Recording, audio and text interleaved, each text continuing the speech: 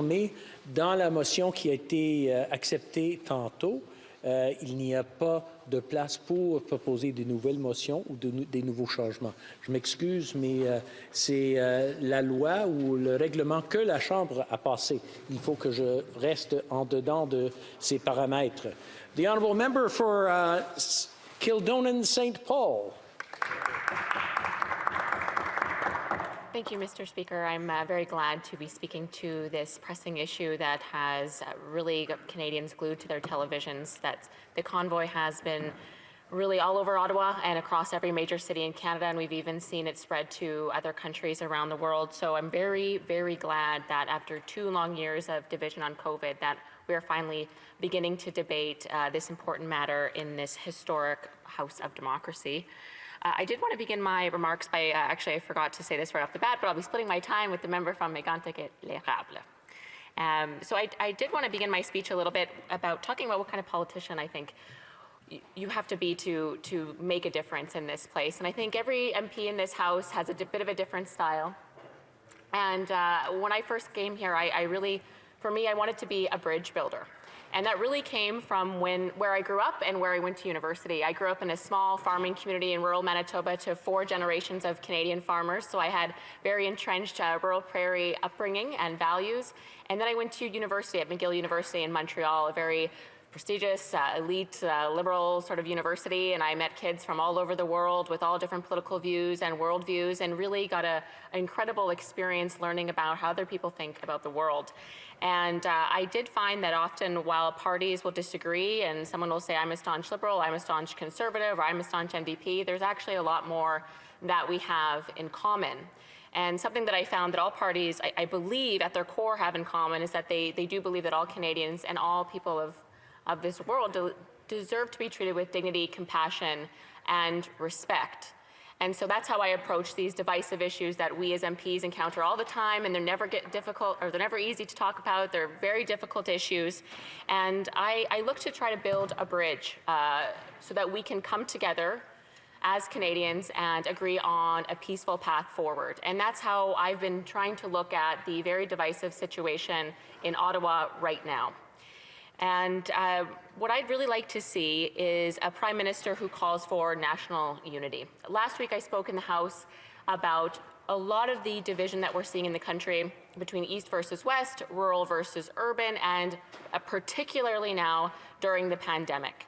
And we have heard so much trauma from our constituents. If there's any member in this House that does not believe Canadians have been through trauma these past 2 years, they clearly have not been doing their job and listening to their constituents, Mr. Speaker. It has been horrific, the things that I've heard. We hear young children who are so depressed they don't want to eat. Eating disorders are through the roof. We've heard seniors and elderly in our care homes who've opted for medical assistance in dying rather than live 1 more month through isolation in care homes. I have had widowed elderly women call and cry to me on the phone of how lonely they are and they don't want to go on. I've had grown men who've called me crying because their businesses are falling apart. We know divorces, abuse at home, alcohol dependency, drug dependency, all of these terrible things are up in our country because people are just trying to cope and are breaking down. So from that perspective, I don't really see what's going on across the country as all that surprising. To me, it seems like an eruption of something that's been simmering of pain and trauma and frustration for 2 long years. And governments have not been listening to that pain and trauma, despite having rapid tests, vaccines, and all different types of tools and scientific knowledge. Governments have repeatedly relied on harsh lockdown measures and divisive mandates to control this virus. Meanwhile, we are seeing a Prime Minister who today got up in the House and again othered Canadians who don't agree with him. This is a man for 6 years said diversity is our strength, but if anybody doesn't agree with everything he says, you're in the bad books and you don't get a chance to be heard. You don't have a right to be heard. And again, last week I brought to the floor of the House of Commons remarks he had said during that $600 million unnecessary election.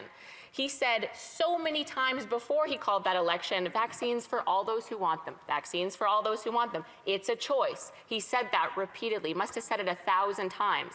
And then within days of calling that election, he was yelling into a microphone at a Liberal rally that you have the right not to get vaccinated, but you don't have the right to sit next to someone who is. So to me, that doesn't really seem like someone. What did he say in his remarks today? He said, this is not a fight against one another, it's a fight against the virus. Those remarks, Mr. Speaker, suggest very different. Very different. So when it comes to an election and scoring political points and winning votes, the Prime Minister is very happy to divide Canadians and pit them against each other for their different personal health views. I, for one, am sick and tired of seeing politicians use this as an evil wedge tool to rip Canadian families apart. I can't tell you how much anger and tears I saw in the last election. That was 6 months ago. And now it's even worse. Neighbors won't talk to each other. I mean, Christmas family dinners. I mean, even if there wasn't lockdowns during Christmas, it's almost a nightmare to get families in the same room now. If there's one person who doesn't share their views, I mean, it's a nightmare. Colleagues at work. Again, last week I shared the story of a social worker, a young mom I met during the pandemic on her front step. She was sharing with me a story that she got Hero of the Year award last year. And this year, she had gone above and beyond to help people during a pandemic. Before there was vaccines, she stepped up, Hero of the Year at her job. And now she said no one would talk to her and she was going to get fired because of one personal health choice that she made. As much as others tried, there was no convincing this woman otherwise. And I don't know how public health officials and public officials get behind policies that do that to Canadians. We are one of the most vaccinated countries in the world. And this government continues to use that as a bludgeon to get people to submit to their policies. I've never thought that entering politics 2.5 years ago at a federal level, we would see a government that was so keen to divide Canadians on something so deeply personal. And as I've said before, and I'll say it again, I denounce any hateful and violent act outside. Whoever is up to no good, who's ever up to that kind of mischief and that kind of hateful rhetoric and those actions, shame on you. But what I'm seeing across the country is people mobilizing because their governments have not listened to them for 2 years. They've been experiencing trauma for 2 years, and no one is listening to them. And so what choice do they have left? These people have all emailed their MPs. They've called them. They've been turned down by their MPs. I'm sure there's members of the public from Papineau, from the Prime Minister's riding, who've reached out, who have a different perspective on this, who've been traumatized and fired from their jobs for a personal health choice. There are millions of Canadians, millions of them, that have been deeply ostracized from society. And when you don't listen to those people, they mobilize. And we've seen protests across this country for over a century. And rightfully so, we have the right to peacefully protest. And I would ask the protesters outside that they do their best and stay vigilant to stay peaceful. But we are seeing other governments around the world step up with lower vaccination rates and say, look, we hear you, you've been traumatized, we're moving forward. Here's the deadline. This is the plan. No more mandates, no more masks, no more distancing. You can travel, you can live your life, you can hug each other again. Here's the date. This is the plan. Here's the thresholds. None of that in Canada. Absolutely none of that from the Prime Minister. People have been traumatized and they're mobilizing because they need some hope. They need somebody in this house of privilege to come down from our ivory towers and say, okay, little people, we hear you. So sorry we've traumatized you for 2 years. We're going to step up and we're going to give you some hope. Here's a deadline. The member opposite is laughing. The people in this house are incredibly privileged. That member has kept his job. Thousands of Canadians have lost their job. And he's laughing about his own privilege. What has he done to serve members that are marginalized during this pandemic in his community, Mr. Speaker, but laugh at them in this House of Commons? Shame on that member. I would ask this government to do everything they can. I asked them this 2 years ago in the House. Go to other countries, see what they're doing. What are the best practices? How is it that other highly advanced, developed nations like the UK, Ireland, the Netherlands, Norway, Denmark, Germany, Sweden, Switzerland The United States, how is it that they have all the same tools we have, they have all the economic resources we have, their citizens have done all the work and made all the sacrifices?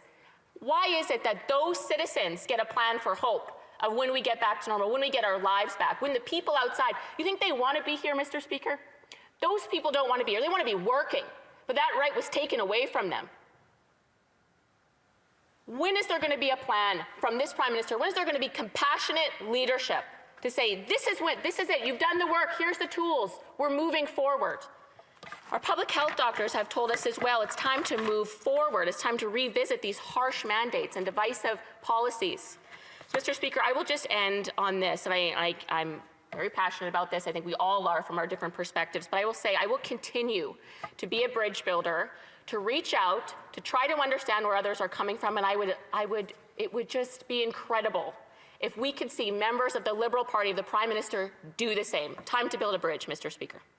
Questions and comments, questions et commentaires. The honourable member for Halifax. Mr. Speaker, I just